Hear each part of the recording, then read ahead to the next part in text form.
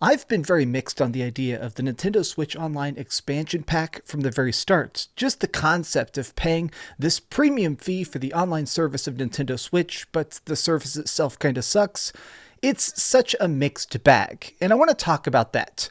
What's up, gamers? DreamcastGuy here, and quite frankly, the features that you get for the Nintendo Switch Online service cost are not very great. The servers that Nintendo themselves run downright suck. They're laggy, they have constant disconnects. Like, frankly, if you're trying to play any of these games at a hardcore level, you're probably going to have a bad time. You're also getting cloud saves, which is something that's very basic, but also very important.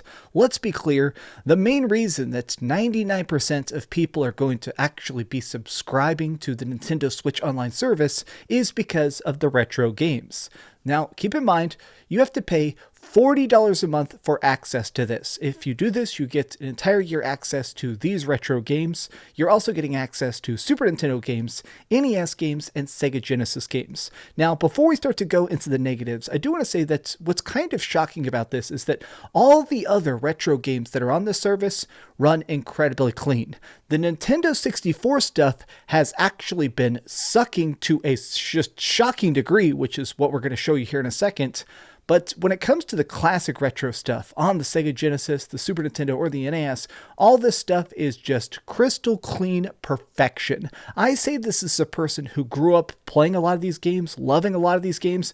These are the most purified, authentic experience. It is insane to me that they managed to make these games run and play and be this fun as they were back in the day, especially because this is some pretty ancient code. Like, when you consider it, this is something that was a real work of passion. Where my problems begin to arise is when we get to the Nintendo 64. Now, here's the biggest issue. I'm booting up the Nintendo 64 right now.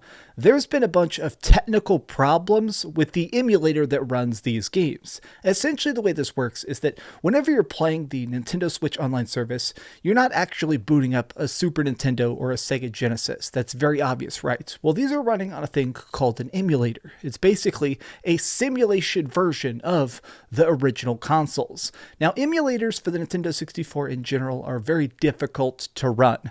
This was a system that had some very unique architecture, which makes it where this versions of these games have some very strange problems inside them. Like, let me show you one that still exists. Even now, this game has been out for over a month on the Nintendo Switch Online service. This is obviously Paper Mario. This is one of the most beloved, quirky, classic Nintendo 64 games. But when you're just walking around, everything is correct. The layers, the effects, the textures, everything looks good. But the menus themselves are extremely laggy. This game has some sort of strange problem where it comes to trying to load this data, trying to have these different moving pieces on the screen at once. Something about this causes a total breakdown. But what's really strange is the fact that other games are not having this. Like here, let me switch to something right here. We're going to switch to something like Mario Kart. I'm switching this just for a second to show you the fact that in general, it doesn't seem to be just purely across the board an emulator problem. Let's load up a save point here to show a middle of a race. As you can see, this runs perfectly. It's a solid frame rate, everything looks good, everything pops. Honestly, there is some pretty clean texture upresing here. Like, this emulator seems to make stuff run at a very solid 1080p. I really love this. I'm a huge fan of Nintendo 64 in general, but especially freaking Mario Kart. Mario Kart 64 is a personal favorite of mine. This looks exactly the way it is supposed to look. Where we've had problems in the past, though, is stuff like Zelda. So, Ocarina of Time, very, very beautiful game in general. Everybody loves it. It's a game that's really kind of stood the test of time because of just how sharp it looks. Like, let me just boot up a random save file here. You can see I've actually already been playing through this quite a bit. What's been happening is that for the most part, the effects are correct. As you can see here, we have all these cool lighting effects. There's lava. There's these lizard guys that are trying to ruin my day, but are very, very unsuccessful at it. Let me show you, though. Let me switch to my adult save file. The main issue that people have discovered inside of the code of this is that this newer version of this emulator, it basically has trouble with reflections and fog. And it's become something that's very much annoyed the Ocarina of Time fan base, but it seems like they fixed it. What you're looking at here is the latest version of this emulator. This is the version that just got updated about 10 minutes ago. I've been goofing around with it.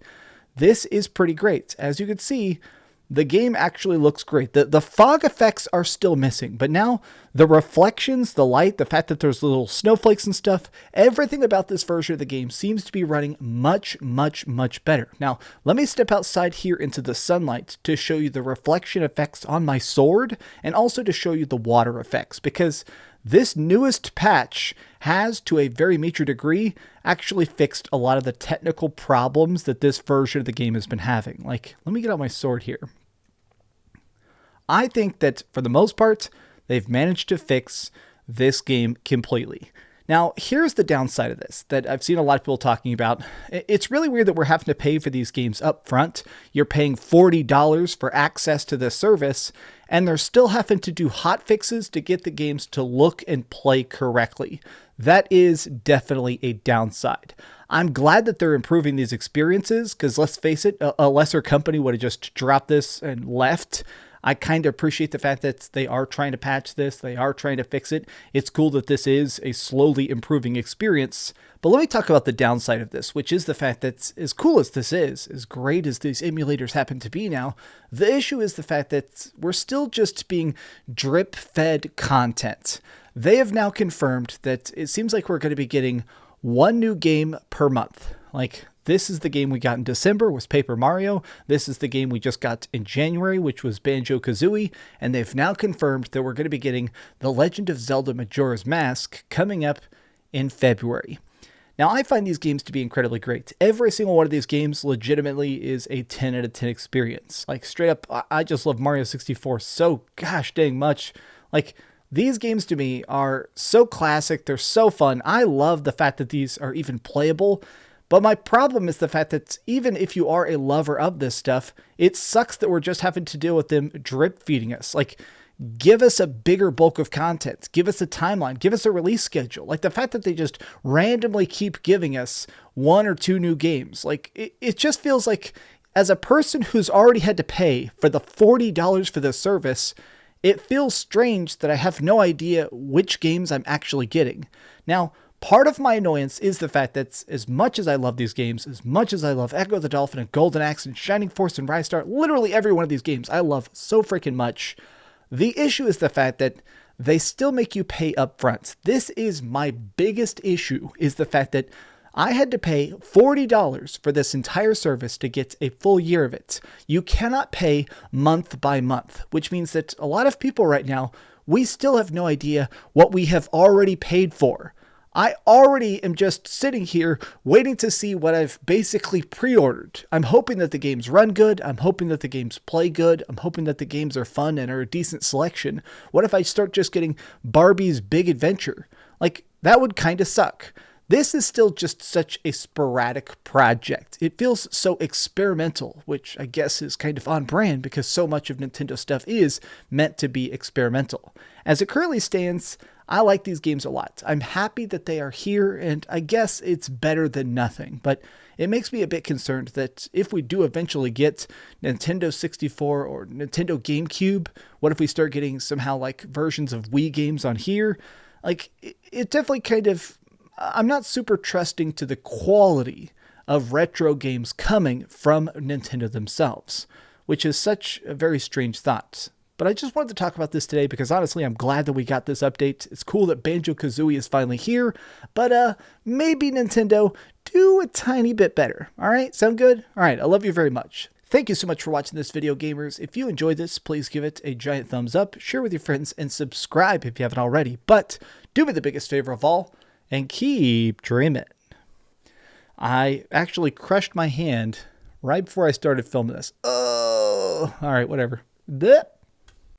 Thanks so much for watching that video. If you want to see something else, you can always click this link to see what I put up last, or, subscribe and see what's coming up next. Also, I promise that whatever I do, it'll try not to suck.